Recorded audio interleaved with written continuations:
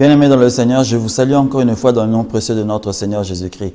Nous voici dans une nouvelle année avec notre émission Vie en Christ. Je profite de l'occasion pour vous souhaiter une très bonne année 2018. À vous, à vos familles, à vos proches qui sont loin, qui sont proches de vous, cela dépend. Que le Seigneur puisse bénir cette année, qu'elle puisse bénir l'équipe de One TV, qu'elle puisse bénir l'équipe qui filme cette émission dans le nom précieux de notre Seigneur Jésus-Christ. Nous allons profiter de cette émission afin d'introduire un sujet. Nous allons essayer de le partager sur 1 ou 2 ou 3 émissions afin d'entrer dans cette année avec une nouvelle pensée, avec une nouvelle manière de vivre, une nouvelle manière de voir les choses, parce que cela est très important. Vous savez que nous, en tant qu'enfants de Dieu, nous devons avoir un nouveau regard. Nous devons avoir un regard différent des personnes qui sont dans le monde séculaire actuel. Vous savez que nous sommes en train de tendre vers ce que nous avons toujours appelé la fin entre parenthèses des temps. La Bible nous apprend et nous dit que notre Seigneur Jésus va revenir bientôt. Aujourd'hui, nous ne savons pas encore quand. Nous ne connaissons pas la date, bien sûr. Nous ne connaissons pas l'heure quand il va venir chercher son peuple, mais nous devons être prêts en toutes circonstances. Et nous savons ce qui se passe aujourd'hui dans ce monde. Vous êtes tous, je peux dire, témoins d'une certaine manière, parce que vous suivez les informations, vous suivez ce qui se passe peut-être dans vos pays respectifs, vous suivez ce qui se passe même dans votre propre ville, dans votre propre quartier. Il y a tant de choses qui se font où les enfants de Dieu, les fils de Dieu ne sont pas impliqués dedans. Cette émission n'est pas là pour vous apporter ou vous entraîner à vous impliquer dans quelque chose, mais nous allons essayer de prendre des décisions par rapport à cela, parce que nous sommes dans une nouvelle année. Mais qu'est-ce qui va se passer durant cette année? Qu'est-ce que toi tu vas faire durant cette année? Dans ta foi chrétienne, bien sûr, parce que tu as une foi à conserver, mon frère, ma sœur. Tu as une foi non simplement à conserver, mais tu as aussi une foi à démontrer. Tu dois démontrer aux autres que tu es un fils de Dieu. N'oublions pas que la parole de Dieu nous dit que le monde tout entier, cette nature que nous voyons, attend la révélation des fils de Dieu. Tu es un fils de l'Éternel. Tu es une fille de l'Éternel. Ce monde attend ta révélation. Le quartier où tu habites attend ta révélation. Le pays dans lequel tu es attend ta révélation. Seras-tu statique durant cette année 2018 ou prendras-tu des bonnes décisions? Je ne connais pas ta prière lorsque tu as participé à la veillée de prière, par exemple, ou à la nuit de prière, ou bien à la nuit, à cet rassemblement familial. Je pense que tout le monde a prié, tout le monde a béni cette année, tout le monde a proclamé des choses. Mais qu'est-ce qui va se passer durant cette année? Est-ce que tu vas tenir entre tes mains les décisions que tu as prises? Seras-tu ferme dans ces décisions jusqu'à la fin? La parole de Dieu nous apprend une chose, nous dit une phrase qui est très simple, que celui qui va persister jusqu'à la fin sera sauvé. Je ne dis pas que si tu persistes dans les décisions que tu as prises pour le début de cette année, tu seras sauvé. Non, la Bible veut dire simplement par là que tu auras un succès si tu persistes dans cette décision que tu as prise. Bien sûr, il faudrait aussi que cette décision que tu as prise soit bonne. Mais n'oublions pas une chose, mon frère, nous sommes entourés de personnes. Nous avons une nuée de témoins, comme la parole de Dieu nous dit. Tu as des témoins dans ta propre maison, dans l'immeuble où tu habites, dans la ville où tu es, dans le quartier où tu es. Tu as des témoins qui ont des regards sur toi. Toi-même, tu es témoin d'une autre personne parce que tu as des regards vers lui. Mais comment toi, tu vas te comporter? Comment te comporteras-tu en tant qu'enfant de Dieu? Jésus nous a dit une chose très importante. Il avait dit un élément qui était lié à la fin des temps. Et nous sommes en train de vivre ça aujourd'hui, que lorsqu'il reviendra dans ce monde, il a posé une question. Lorsque je veux revenir dans ce monde, est-ce que je veux trouver la foi? Souvent, nous définissons cette parole par rapport simplement aux enfants de Dieu. Mais il parlait du monde globalement, en termes généraux. Il n'avait pas dit que le monde entier était en train de croire en lui. Mais vous devez savoir une chose, que tout homme, qu'il soit un païen, qu'il soit un chrétien, a une mesure de foi. Et le Seigneur a posé cette question, est-ce que le Seigneur trouvera-t-il la foi? Trouvera-t-il l'espérance en l'homme? Est-ce que cet homme va encore croire qu'il y a-t-il un Dieu qui existe. Les choses sont en train de changer. Le monde est en train d'arriver dans un point presque de non-retour. Je vous inviterai bien sûr à suivre l'émission que nous partageons toutes les semaines, qui est Fils hier, aujourd'hui et demain, qui parle de ce qui se passe dans ce monde, qui est en train de définir certains éléments, afin bien sûr de réveiller le peuple de Dieu. Mais là où tu es maintenant dans ta maison, tu es en train de me suivre, nous allons partager quelque chose de très important. Nous allons essayer de définir, de parler un peu de cet amour que le Seigneur nous a donné lorsque nous sommes venus à lui. Il a mis quelque chose en nous. Il a déposé quelque chose en lui. Une partie de lui-même est en nous. Vous savez que lorsque tu as accepté le Seigneur dans ta vie, lorsque tu lui as remis ta vie entre ses mains, il a fait quelque chose de très important. Il a mis en toi son Saint-Esprit. L'Esprit de Dieu qui témoigne en toi que tu es un fils de Dieu, a aussi et désire que tu aies un comportement de fils de Dieu. La Bible nous dit que tel que lui, il a marché sur cette terre, tel que nous aussi, nous devions marcher. Nous devons aujourd'hui prendre cette décision de commencer à être encore plus comme Christ. Lorsque le mot chrétien était apparu dans la parole de Dieu, dans la Bible, on a voulu, les personnes en fait, ont défini ces personnes-là comme Christ en fait. Ils étaient en train de revoir à nouveau Jésus en ces personnes-là. Mais aujourd'hui, est-ce que nous avons... Comment je peux expliquer cela? Est-ce que nous sommes fiers d'être appelés des enfants de Dieu, des chrétiens en fait? Est-ce que nous ressemblons à Jésus? Nous sommes entrés dans cette année 2018. Est-ce que tu vas ressembler à Jésus? Est-ce que je vais ressembler à Jésus? Parce que je peux vous poser la question, mais cette question aussi, moi aussi, je veux me la poser. Est-ce que je veux ressembler à Jésus? Est-ce que je veux marcher comme Jésus a marché sur cette terre? Est-ce que j'aurai le courage d'imposer les mains à des malades et ils vont guérir? Est-ce que je veux avoir le courage d'apporter la parole de Dieu à une personne qui ne croit pas et lui dire que le Seigneur t'aime et il a besoin de toi. Il veut que tu puisses revenir à la maison. Est-ce que nous aurons le courage de faire cela? Parce qu'aujourd'hui, les ténèbres sont en train de revenir. C'est en train de gagner le terrain. Malgré que nous avons tous ces médias chrétiens. Mais les ténèbres sont en train de prendre le pied. Regardons nous-mêmes en tant qu'enfants de Dieu, nos propres comportements envers nos frères, nos sœurs, envers nos dirigeants. Nous n'allons pas mentir et vous êtes tous des témoins qu'il y a de la division dans les églises. Les églises aujourd'hui sont divisées parce que nous n'aimons pas nos frères, nous n'aimons pas nos sœurs. Nous n'aimons pas nos dirigeants, nos pasteurs, nos prédicateurs. Nous sommes les premières personnes à juger les autres. Nous sommes les premières personnes à croire que nous possédons la vérité et que la vérité finale se trouve en nous-mêmes. Et quelle que soit la parole qu'une autre personne prononce, nous cherchons à détruire cela. Voilà un exemple du comportement que ceux qui se disent aujourd'hui chrétiens ont dans ce monde. Et nous sommes en 2018, nous nous appelons des chrétiens. Est-ce que nous allons continuer à nous comporter comme des antichrists? Ce mot peut paraître fort, mais si nous devons définir un antichrist, qu'est-ce qu'il est? Qu'est-ce qu'est un antichrist en réalité? Une personne qui est contre Christ. Mais comment peux-tu être contre Christ? Simplement en faisant le contraire de ce qu'il a dit. Simplement en marchant d'une manière contraire de ce que lui il a marché. Si à un moment je marche différemment de ce que Christ a voulu que je puisse marcher, je suis un antichrist. Cette définition peut paraître difficile à accepter, mais c'est simplement une vérité logique. Nous allons essayer de partager quelques versets et essayer de méditer cela. Essayer de voir nos comportements. Où est-ce que nous pourrons peut-être changer la donne?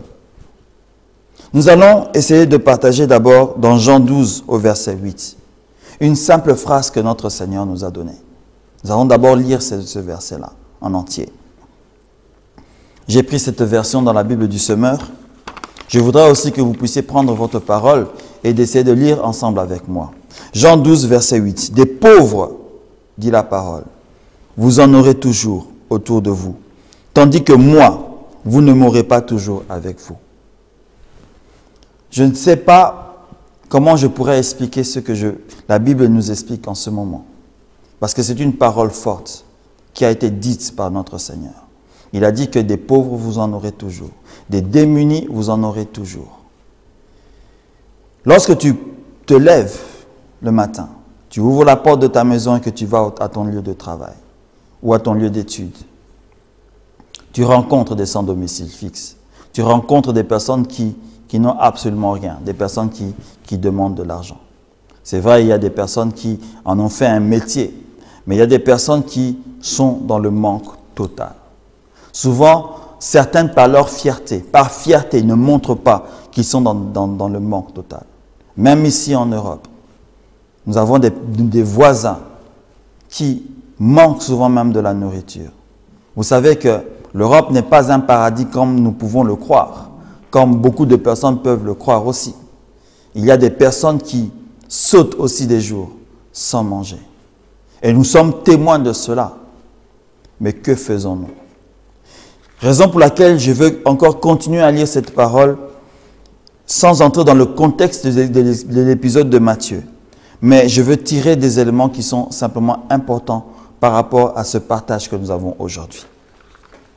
Dans Matthieu 25, au verset 34, je veux le lire avec vous pour que nous puissions nous imprégner de cette réalité-là. Alors le roi dira à ceux qui seront à sa droite, « Venez vous qui êtes bénis de mon Père, prenez possession du royaume qui vous a été préparé dès la fondation du monde. » D'une certaine manière, nous pouvons comprendre que c'est comme si le Seigneur Jésus parle à nous les chrétiens. Comme ce roi qui est le Seigneur Jésus parle à nous les fils. « Car j'ai eu faim et vous m'avez donné à manger. J'ai eu soif, vous m'avez donné à boire. J'étais étranger et vous m'avez recueilli.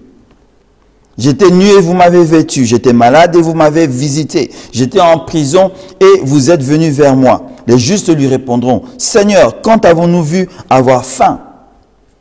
Quand avons-nous donné à manger? Quand a-t-on vu, eu soif? Et quand est-ce que nous t'avons donné à boire? Quand avons-nous vu étranger et t'avons-nous recueilli et donné un gîte, ou nu, ou vêtu? Quand avons-nous vu malade et en prison pour t'avoir visité? Et le roi leur répondra, « Je vous le dis en vérité, toutes les fois que vous avez fait ces choses à l'un de ces plus petits de mes frères, c'est à moi que vous les avez faites. » Aujourd'hui, cette parole n'est peut-être plus partagée dans le sens dans lequel le Seigneur Jésus l'a annoncé à ses disciples. Vous savez que lorsque le Seigneur Jésus a dit que les pauvres, vous en aurez toujours, ce n'est pas que le Seigneur a donné une prophétie et déclaré qu'il veut qu'il y ait toujours des pauvres dans ce monde. Mais à cause de la haine qui est dans l'homme, à cause de l'égoïsme qui est en l'homme, aujourd'hui nous avons des personnes qui n'ont rien, qui sont pauvres, parce qu'ils ont été dépouillés, peut-être d'un héritage, peut-être qu'ils ont été l'objet d'un complot. Tu ne le sais pas. Mais lorsque nous regardons la base de ce que la personne vit aujourd'hui, nous allons remarquer et nous remarquons qu'il y a eu quelque chose, un complot qui a été fait. Nous allons remarquer qu'il y a une personne qui est derrière la raison pour laquelle ils sont en train de vivre comme cela et qui sont aujourd'hui des pauvres. Et le Seigneur, continuant bien sûr, il dit, « Je n'avais pas d'habit, tu m'as vêtu. » Je vais déjà commencer par cet élément-là. Parce que nous connaissons des personnes qui manquent même des chaussures. Toi qui me suis en Afrique, tu connais ton voisin qui manque de chaussures. Tu vois ses enfants sortir, se promener pieds nus dans la cité, dans la ville, avec tous les dangers qu'il peut y avoir. Tu peux en voir certains qui sont peut-être mal habillés ou qui ont un vêtement qui est pratiquement déchiré. On peut continuer des exemples comme ça, vous savez. Mais dans ta maison à toi, Tu as toute une garde-robe, plein de chaussures, plein de vêtements que tu n'as jamais portés, que tu as achetés. Peut-être que tu as porté une ou deux fois, mais après toute une saison, tu ne l'as plus porté. Que vas-tu en faire? Parce que l'année venant encore, tu vas acheter d'autres vêtements. Ce qui veut dire que cette année encore, tu ne porteras pas ces vêtements-là. Pourquoi les conserves-tu? Et pourquoi ne les donnes-tu pas à ceux qui manquent? Des exemples, excusez-moi, vraiment simples que le Seigneur a donnés. Un autre, j'avais faim et tu m'as donné des choses à manger. Tu te poses la question, mais à qui est-ce que je peux donner des choses à manger aujourd'hui, moi qui habite où j'habite? Je ne connais pas où tu habites en ce moment. Mais la meilleure manière de commencer cette année est de prendre une décision d'aider les personnes qui n'ont absolument rien. Le monde va devenir, ou les circonstances dans ce monde vont devenir très difficiles. Il y a des personnes qui vont encore s'appauvrir. Je ne dis pas que je ne bénis pas l'année 2018. Nous bénissons l'année 2018 par la foi, sachant que la protection de l'Éternel sera sur nous et sera avec nous. Mais il y a des personnes où cette année sera encore plus difficile pour eux. Est-ce que tu pourras prendre la résolution, tout en les connaissant, de les aider à traverser cette année? Parce que si tu cherches aujourd'hui de bénédiction, parce que nous étions tous à une veillée de prière, nous étions tous à genoux devant le Seigneur et nous avons tous levé les mains et nous avons demandé, Seigneur, bénis-nous durant cette année. Si tu cherches ta bénédiction, voilà ce que la parole de Dieu te dit. Le roi a déclaré des choses. Entrez dans ma maison, entrez, prends possession de ce que tu as. Prends possession de ce que j'ai préparé pour toi. Voilà ta bénédiction. Parce que tu as fait ceci. Si vous regardez ce verset, vous savez, ce n'est pas parce que ces personnes ont payé leur dîme, payé leur offrande, qu'ils ont été bénis. C'est parce qu'ils ont agi envers des personnes. Vous savez que nous sommes tous faits à l'image de Dieu. Même la personne qui ne connaît pas le Seigneur, qui est dehors, a été faite à son image. Cette personne que tu vois nue ou qui marche comme ça et qui ne mange pas, a été faite à l'image de Dieu. Mais tu te dis que tu aimes le Seigneur, mais tu acceptes que cette personne reste dans cette condition-là. Cette personne qui, d'une certaine manière, représente le Seigneur que tu pries, que tu adores. Son image est là, mais elle est en train de souffrir. Tu acceptes cette souffrance-là pour lui. Mais toi, tu préfères être dans ta maison au chaud, mais lui sera dans sa maison au froid, ou bien il dormira dehors, parce qu'il lui manquera un vêtement, il manquera une couverture. Il n'aura peut-être pas mangé cette nuit-là. Donc son corps va encore s'affaiblir encore. Et tu es témoin de ces choses. Tu sais que dans ta famille, que tu as peut-être laissé dans le pays où tu vis d'origine, ont des difficultés. Mais tu préfères utiliser ton argent pour acheter des futilités qui ne donnent pas la vie, pendant qu'il y a des personnes qui ont besoin d'une nécessité pour soutenir leur vie. Si tu cherches une bénédiction, tourne-toi vers eux. Ce n'est pas parce que tu vas amener ton offrande à l'église que tu recevras de la bénédiction de l'Éternel. C'est d'abord parce que tu t'es occupé des tiens. C'est d'abord parce que tu t'es occupé de ton voisin. C'est d'abord parce que tu t'es occupé de la personne qui est nue, qui n'a pas mangé et qui n'a rien pour lui. Le Seigneur aura un regard sur toi. Vous savez que les bénédictions que le Seigneur Jésus a apportées au peuple d'Israël, lorsqu'il a traversé ce pays, pendant ces 3 années de service, nulle part vous avez vu le Seigneur Jésus prendre de l'argent et donner. Il avait bien sûr une sorte de bourse qui était avec Judas. Et cette bourse-là, ils utilisaient cela pour leurs besoins peut-être quotidiens. On n'a pas d'informations par rapport à cela, mais on savait que Judas était le trésorier. Donc, ce qui veut dire qu'il avait de l'argent. Cet argent servait à quelque chose. Souvent, je pense qu'ils louaient des hôtels, des places où dormir. Ils achetaient de quoi manger. Mais nulle part, on a vu Jésus prendre de l'argent et donner à une personne qui était pauvre, c'est vrai. Mais les personnes qui étaient pauvres, les personnes qui étaient malades, le Seigneur Jésus a posé ses mains, il guérissait. Il reconfortait les personnes. Mais quand est-ce que toi, tu prendras cette position, cette décision de reconforter aussi ceux qui en ont besoin?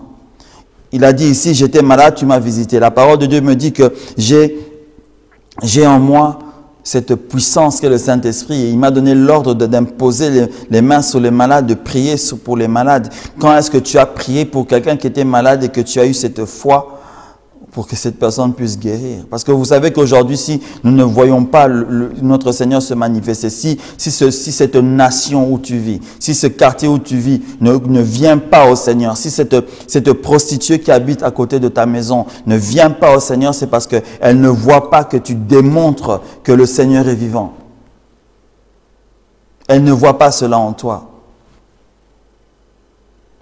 Si tes amis, tes collègues de travail, tes collègues dans l'école où tu étudies ne suivent pas la voie que tu es en train de suivre. Tu espères, toi, que tes collègues puissent venir et commencer à prier le Seigneur Dieu, mais ils ne voient même pas en toi le Seigneur Dieu Tout-Puissant. Parce que tu ne sais pas déclarer des choses et que ces choses puissent arriver. Pendant que le Seigneur a dit, déclare, cela va se faire. Impose la main, la personne va être guérie. Vous savez que cette parole me concerne aussi. Nous cherchons souvent des miracles pendant que nous sommes nous-mêmes les vecteurs de ce miracle-là. Parce que le Seigneur Jésus est en nous au travers de son Saint-Esprit et il n'attend que tu puisses faire le premier pas. Vas-tu cette année-ci faire le premier pas? Est-ce que tu auras le courage de faire ce premier pas-là envers cette personne qui souffre? Si tu le dis, que le Seigneur puisse bénir ton année. Je bénis ton année, mon frère. Mais que tu sais que ce frère-là a besoin de quelque chose. Et que cette chose dont il a besoin, toi, tu possèdes cela. Et que tu n'utilises pas cela. Pourquoi ne lui donnerais-tu pas cela? Si tu sais que tu as besoin d'un travail aujourd'hui, tu ne trouves peut-être pas le travail, mais tu restes là comme ça, chaque matin devant ta télévision. Tu vas chez les pasteurs, bien sûr, ils prient pour toi, que tu puisses trouver un travail. Mais tu ne cherches pas ce travail-là. Comment veux-tu que le Seigneur puisse te bénir? Parce que tu ne fais même pas le premier pas en question. Tu attends que les personnes puissent simplement te donner aussi. Tu attends que le Seigneur... Je ne sais pas comment je peux exprimer cela, mais tu restes comme cela oisif, au lieu de chercher le travail pour ta famille. On peut dire tant de choses aujourd'hui parce que nous avons béni nos frères, nous avons béni nos sœurs, nous avons fait des déclarations sur nos vies. J'ai fait des déclarations sur mes enfants.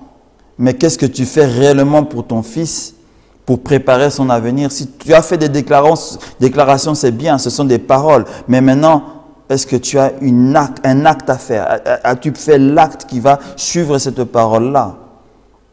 Souvenez-vous de cette parole qui dit que tu as la foi, ok. Mais moi, je vais te démontrer par mes œuvres que j'ai la foi. Je peux posséder une foi et je suis juste comme cela. Comme un arbre juste planté. Je ne fais absolument rien, mais je dis que j'ai la foi. Mais je n'ai aucune œuvre avec moi qui démontre que j'ai cette foi-là. 2018. Comment sera cette année pour toi?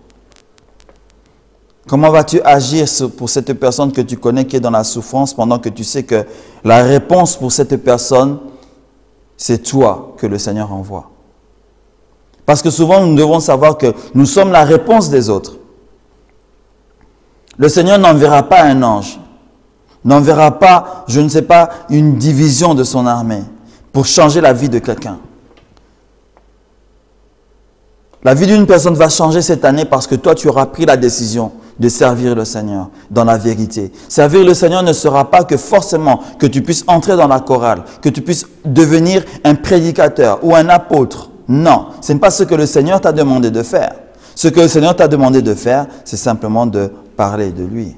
Simplement de vivre tel qu'il t'a demandé de vivre, afin que les personnes qui te voient, qui sont témoins de ta manière de vivre, puissent aussi changer, transformer leur vie. C'est ce que le Seigneur est en train de te demander cette année-ci. Vous devez savoir que plus les années vont passer, plus il nous sera difficile de proclamer l'Évangile. Nous avons encore un peu de paix. Nous avons encore un peu de moyens, entre parenthèses. Mais vous devez savoir que le monde séculaire est en train de se noyauter de plus en plus. Et il sera difficile de proclamer la parole de Dieu.